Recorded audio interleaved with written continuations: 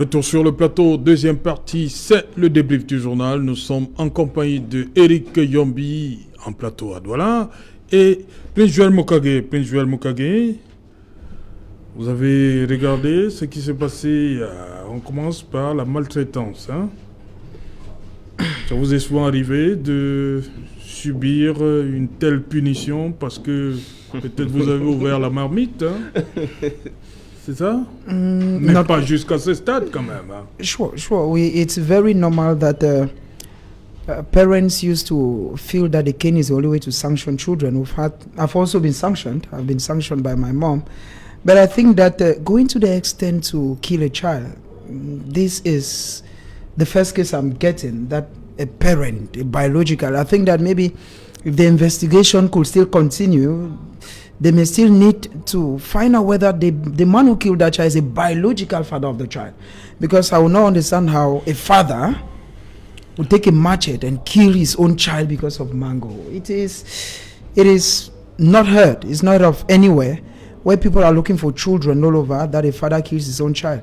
I think that, Serge, there is more to this than meet the eye. There is more to it because it doesn't enter my ear very well.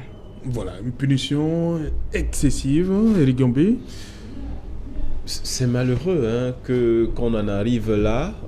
C'est malheureux parce qu'on a un enfant qui décède dans un environnement où il y a beaucoup de personnes, d'adultes qui aimeraient eux-mêmes être des parents. Vraiment qu'est-ce que c'est difficile. Mais c'est également un appel à tous les parents pour que, de manière modérée, lorsqu'ils veulent infliger une sanction aux enfants, franchement, qu'ils fassent preuve de retenue. Parce qu'aujourd'hui, les faits sont là. Il ne peut plus avoir son fils, son enfant, malheureusement. Donc, nous invitons les parents à être modérés. Sanctionner, oui, mais vraiment de manière suffisamment douce, de manière sage. René Itamouna, vous avez regardé également cet élément qui nous vient du département du Onkam, je crois bien. René Itamouna, votre sanction, votre appréciation des faits qui ont été présentés dans le journal de Cédric Noufelé. On sait comment, dans votre société où vous vivez là-bas, comment ce genre de faits ou bien de gestes peut être interprété, peut être sanctionné. Si ça avait été là-bas aux États-Unis. Très gravement sanctionné. Vous savez, ici, on sanctionne même les crimes commis sur des animaux domestiques, à plus forte raison sur des enfants de cet âge-là. Peut-être que le père souffre d'une maladie mentale qui n'est pas déclarée. C'est très malheureux. Moi-même, j'ai des enfants, des neveux, et voilà, c'est très dur d'apprendre de telles choses. C'est très dur. Très dur. Vraiment, c'est un appel qu'il faut lancer, comme M. Yumbila vient de le faire, aux parents, aux aînés, de vraiment prendre soin des plus petits autour d'eux et de vraiment ne pas lever la main au point de prendre, d'ôter la vie à des plus petits. C'est très dur. La justice, quel sort peut être réservé à ce genre d'acte pour un parent qui va peut-être vous dire que bon, il ne s'attendait pas au pire, Est-ce que prendre la machette déjà pour corriger un enfant, est-ce que ça passe dans votre tête? No, I think first of all that the law is a law and ignorance of the law is no excuse. If they say that do not urinate here and you urinate and say you are an illiterate and you could not read, the law sanctions you. The first thing is that a father decides to punish a child and thinks that a machete is one of the tools through which the child can be punished. It already shows a kind of intention. Il a vu ça à la télévision. A father? How can... we are talking about not a child. If it were a child who killed a father, would have said, okay, the child may have been influenced, because there's what we normally call in journalism the cultural theory, where people tend to react based on what they see on TV. But this is a mature man. Yeah. It's not a child. Now, if it were a child, it's a different case. I think that, Serge, from the report I got, apparently the father is on his heels. But now, he cannot actually run too far because the law needs to take its course. You've killed a child. And in the law, they will no longer look at it that it's your child. You have killed a Cameroonian. And the law will be sanctioning you for murder, not the fact that you've killed a child. So And I think that this should go like an eye-opener, just like Eric was saying. It should act as an eye-opener to most parents. At times, you do not actually punish a child with a cane. There are so many ways of punishing a child. And there are so many ways of rewarding a child. There are parents who tell their children, if you pass your GCA level or O level, I'll buy you a phone. And the child wants to pass that exam because you buy that child a phone. And there are children you tell them, if you do not, for parents who are rich, they will tell the child, for instance, if you do this, I'll not give you allowance I used to give you weekly. The child is bound not to do that. And for some poor children come from poor homes, the parents will say, okay, if you do this, you'll not eat your food. So the child is bound to follow these measures. I think that in 2021, we should not still be believing that the cane is a way out, is a way of sanctioning parents, until the extent that you use a machete and kill your own child. Ok, c'est quand des maltraitants sont rectifiés, hein, a plutôt lieu dans la ville de Tchang. On va donc aller dans le département du Konkam, où vous avez vu les élèves du lycée technique de Babonnet qui sont interdits, hein, comme disait Jean-Paul Chouniat, pour défaut de présentation de gel hydroalcoolique. C'est surréaliste, là. Oui, c'est... Vous savez, dans le monde de l'éducation, il y a beaucoup d'aventuriers. Certains les appelleraient même des parvenus. Mais aujourd'hui, l'école est totalement gangrénée par des personnes qui n'ont pas la méthode ou alors les compétences. À partir du moment où nous avons un délégué départemental qui n'est pas dans la même logique que ce qui est appliqué par un chef d'établissement, vous-même vous constatez qu'il y a un problème. Vraiment vivement que nous ayons des comportements beaucoup plus citoyens, des comportements moins mercantilistes, j'ai même envie de dire des comportements humains. Parce que à partir du moment où on est dans des zones où il y a des difficultés vraiment financières importantes, et surtout qu'il y a des mesures précises, adéquates qui ont été prises, c'est-à-dire avoir de l'eau et du savon au sein de l'établissement, précisément parfois à l'entrée de certaines salles de classe, je pense qu'on peut se donner déjà la mesure, n'est-ce pas, pour gérer ces choses autrement. À partir du moment où on exige un gel, et semble-t-il ça viendrait, n'est-ce pas, d'un endroit, d'un espace de l'établissement, on peut bien s'imaginer qu'il y a un main de l'administration derrière qui gérerait quelque chose. Et vraiment, sur cette base, c'est nauséabond. Vivement qu'on soit débarrassé de ce genre de comportement au sein de l'école. L'école souffre énormément en ce moment, qu'on ajoute encore à ceci, n'est-ce pas, des problèmes qui n'en valent pas la peine.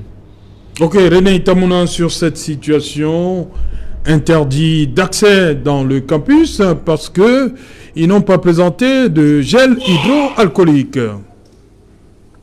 Cela se passe de commentaires, hein. Monsieur Yombi a tout dit, vraiment cela se passe de commentaires. Ça me fait penser à des professeurs émérites que nous avons connus dans le secondaire, les proviseurs Ntom-Edouard, les censeurs Imele, Madame Nengue, les professeurs Ngando, les professeurs Bolebutake, les professeurs qui nous ont formés, qui nous ont fait respecter notre vie scolaire, qui nous permettaient de respecter l'enceinte de notre établissement scolaire. Je ne comprends pas comment aujourd'hui on en arrive là. Il y a peut-être un manque de culture, il faut peut-être réapprovisionner, recultiver, réenseigner ceux qui encadrent la jeunesse camerounaise aujourd'hui. Et c'est pour ça qu'il est important de continuer de rappeler aux gens que chacun a sa place dans la société, dans tous les combats de notre société. Moi, ça se passe de commentaires. Je ne saurais, c'est vraiment surréaliste, comme quelqu'un l'a dit, ou vous-même vous l'avez dit tantôt. Ces professeurs que moi j'ai connus, les professeurs que nous avons connus, n'auraient jamais pensé à faire de telles choses. Jamais, jamais, jamais, jamais. Jamais. Et je n'ai pas plus à dire, hein, Serge Alantou. Vraiment, je suis déçu. Ça se passe de commentaires. Qui a pris la décision, René Itamouna, pas l'enseignant. C'est l'enseignant qui a pris la décision, vous dites, hein, c'est cela? Je ne vous ai pas bien entendu. Ok. Bon, vous avez vu, hein, le chef d'établissement était complètement remonté là, contre notre équipe au lycée technique. Vous comprenez son attitude? The problem is, I just feel that the principal has been caught in her own trap. Apparently, she was thinking that what she was doing was going to end within the campus. And having cameras come on. Après une autre tournure, yes. Après le 20h de That's what I'm saying. Sure.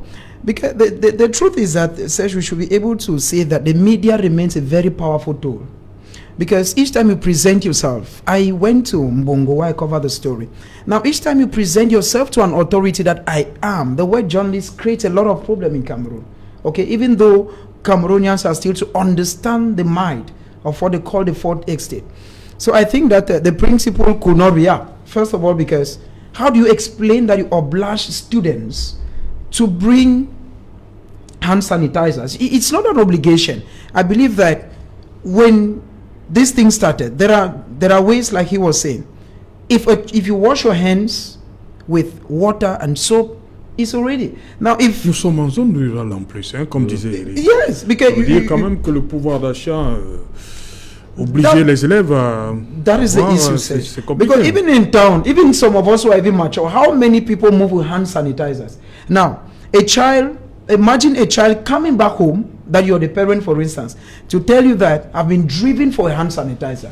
You have paid the child's fees, the child has all the textbooks, and he is on record. But how does the child come back? I just believe that there is a business that the principal is doing with it. Maybe she had contacted some people or wanted to come, because these situations happen every day.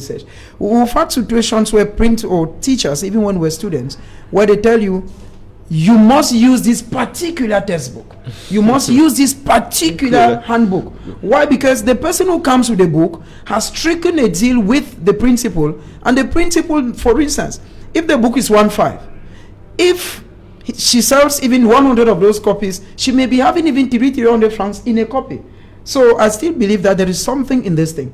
I do not see how a principal can send off students because they don't have a hand sanitizer. René Itamuna, on fait notre dernier tour de table. René, dites-nous comment on sort de la crise anglophone.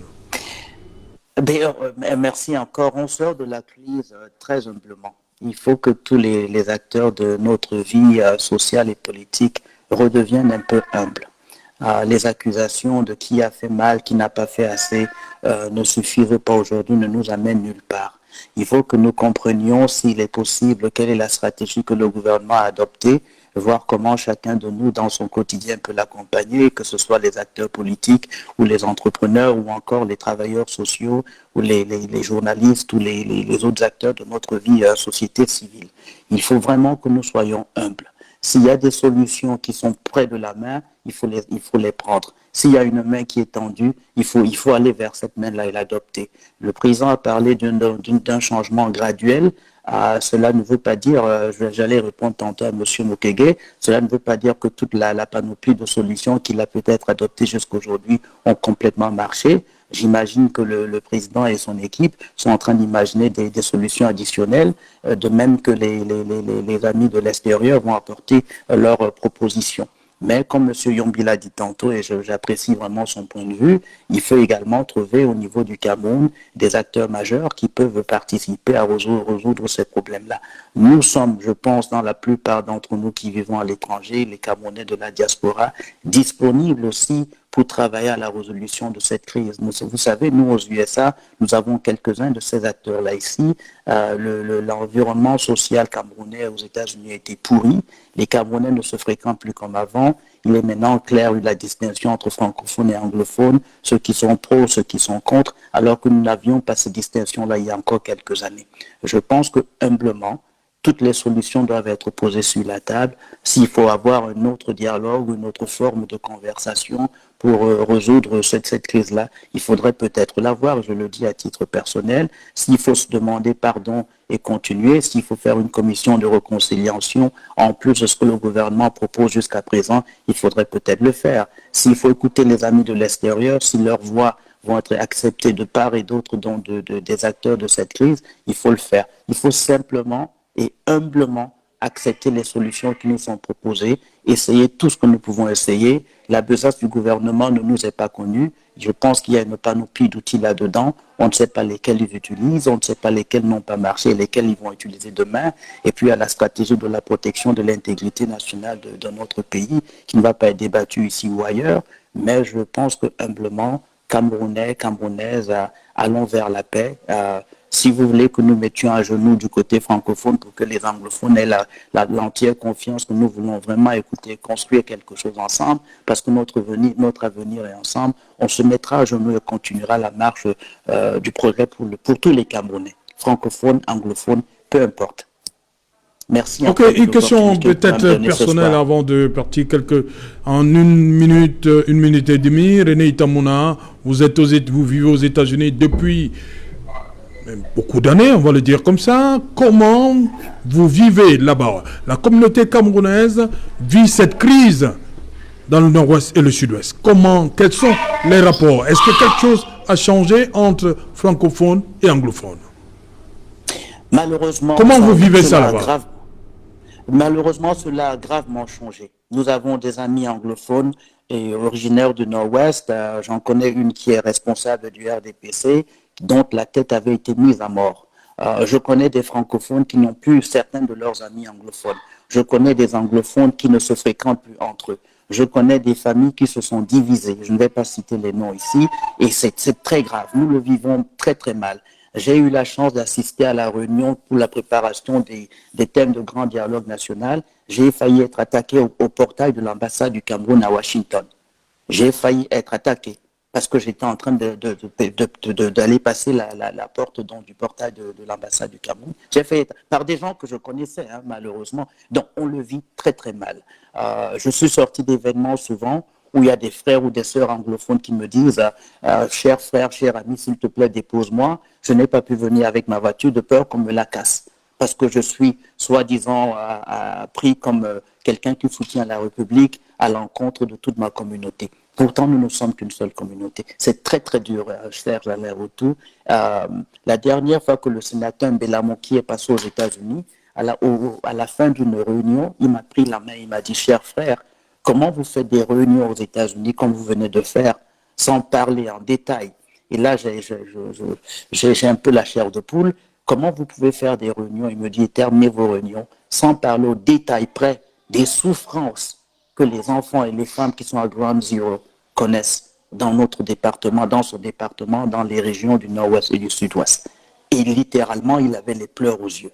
Quand vous avez un sénateur comme Mbela Moki qui vous prend la main, il vous parle des difficultés qu'il connaît sur le terrain. C'est très, très dur. Et en plus, il se fait insulter quand il est ici, parce qu'il vient d'expliquer la position qui est celle du Cameroun, les possibilités d'améliorer la vie des Camerounais qui sont à Ground Zero. C'est très, très dur. Et nous le vivons très, très, très mal, Serge Alain-Rotou.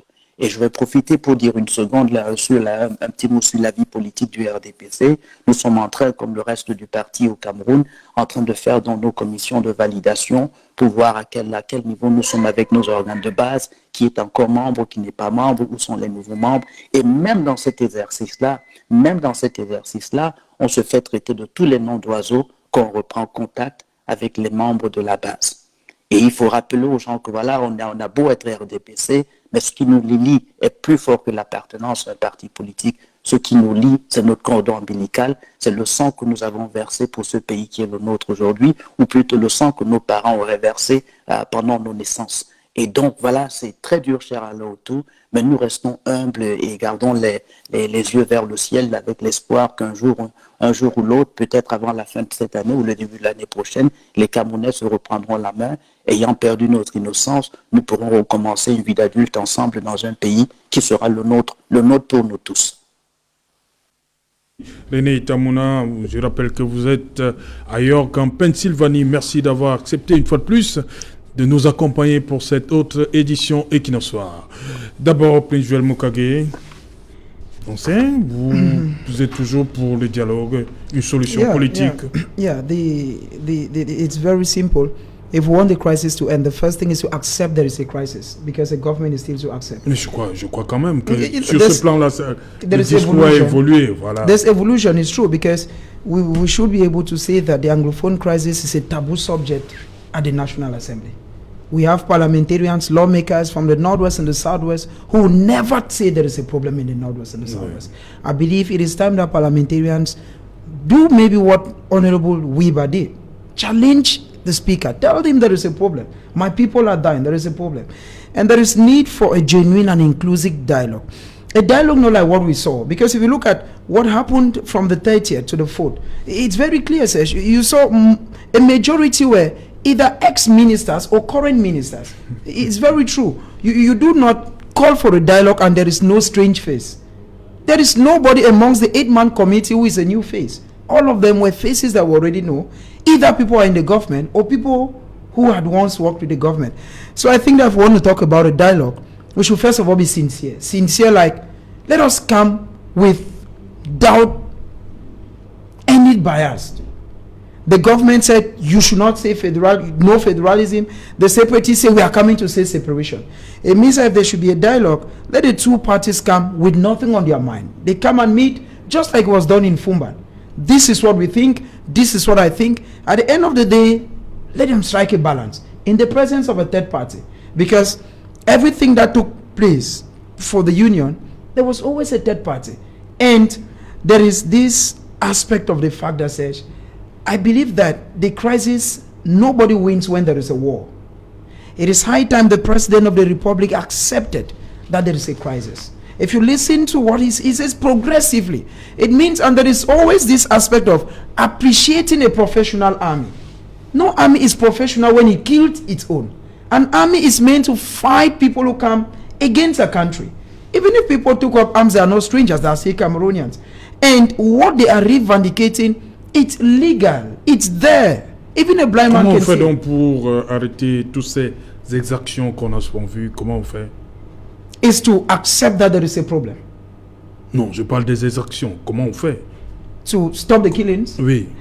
To stop the killings, when you talk with these guys who have picked up arms, the first thing you need to know is that if you even go into history lane, you would agree that most Africans who fought for their independence, it started like ideology. Then Kwame Nkrumah told, then Jomo Kenyatta's. It was just an idea. And then progressively, people took up arms. That is where we are today. Okay. It means that to tell these guys, first of all, to drop their arms will not be that easy. That is why I've said, look at even those who have dropped arms. If you listen to people like General Nambere who are dropped, listen to them. They attack government ministers and say they were deceived. Ok, Eric Yombi, donc, on ne cessera jamais de demander comment on fait pour sortir de cette crise. Je crois que tout a déjà été dit. Peut-être il faudrait amplifier sur le fait Voilà.